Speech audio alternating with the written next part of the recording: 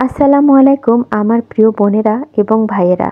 আশা করছি আল্লাহ তাআলার অশেষ রহমতে সকলেই ভালো আছেন এবং সুস্থ আছেন।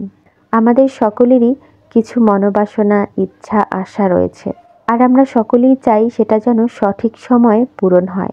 তাই বৈধ যে কোনো প্রয়োজন পূরণের জন্য আল্লাহ তাআলার সন্তুষ্টির উদ্দেশ্যে 2 রাকাত নফল নামাজ আদায় করে তার কাছে মনের ইচ্ছার কথা বলতে হবে।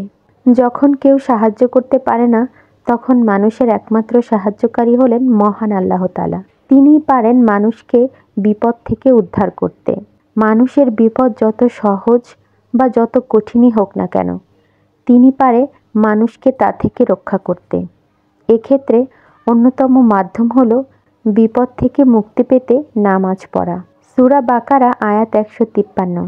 আল্লাহ তাআলা বলেন, হে ঈমানদারগণ, তোমরা ধৈর্য ও নামাজের মাধ্যমে আল্লাহর কাছে সাহায্য চাও। নিশ্চয়ই আল্লাহ তাআলা ধৈর্যশীলদের সাথে আছেন। এই আয়াতে বিপদে ধৈর্য ধারণ করে নামাজের মাধ্যমে আল্লাহর কাছে সাহায্য চাওয়ার কথা বলেছেন আল্লাহ তাআলা।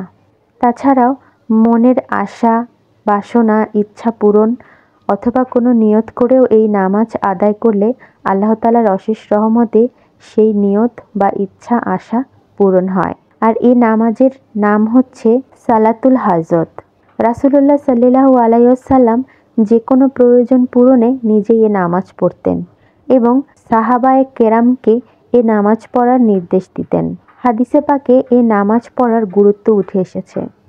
হযরত হুযায়ফা রাদিয়াল্লাহু আনহু বর্ণনা করেন, রাসূলুল্লাহ সাল্লাল্লাহু আলাইহি ওয়াসাল্লামের সামনে যখন কোনো গুরুত্বপূর্ণ প্রয়োজন অথবা বিপদ আসতো, তখন তিনি সঙ্গে সঙ্গে নামাজে দাঁড়িয়ে যেতেন।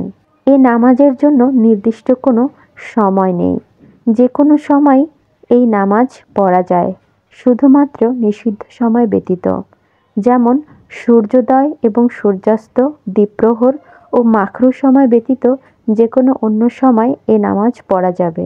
রাসূলুল্লাহ সাল্লাল্লাহু আলাইহি ওয়াসাল্লাম বলেন, যে ব্যক্তির আল্লাহর কাছে বা মানুষের কাছে কোনো প্রয়োজন দেখা দেয়, সে যেন উত্তম রূপে ওযু করে 2 রাকাত নফল নামাজ আদায় করে আল্লাহ তাআলার প্রশংসা করে এবং রাসূলুল্লাহ সাল্লাল্লাহু আলাইহি ওয়াসাল্লামের দুরূদ পাঠ করে।